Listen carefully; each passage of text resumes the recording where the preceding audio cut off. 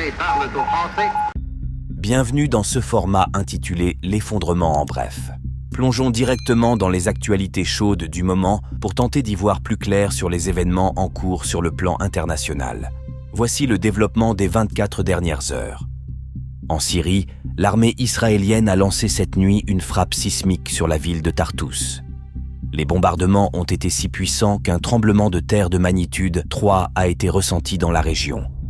L'attaque visait des sites militaires dont des unités de défense aérienne et des dépôts de missiles sol-sol.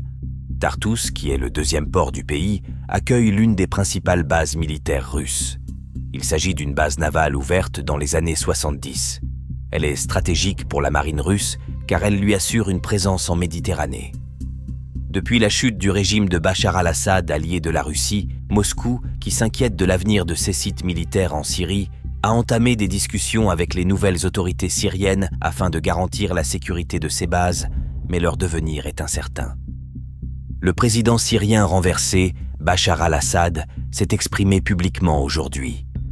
Il a déclaré ne pas avoir fui Damas de manière préméditée le jour de la prise de la capitale par les djihadistes, affirmant que Moscou avait demandé son évacuation. L'Allemagne a appelé aujourd'hui le gouvernement israélien à renoncer à son projet visant à doubler la population dans la partie du Golan syrien annexée par Israël. Le ministre italien des Affaires étrangères, Antonio Tajani, a annoncé que les chefs de la diplomatie des États-Unis, du Royaume-Uni, de la France et de l'Allemagne s'entretiendront demain au sujet de la Syrie. Sur le front russo-ukrainien, le ministre russe de la Défense Andreï Belousov a jugé que son armée devait se préparer à toutes les évolutions possibles de la situation, y compris la possibilité d'un conflit armé avec l'OTAN en Europe dans les décennies à venir.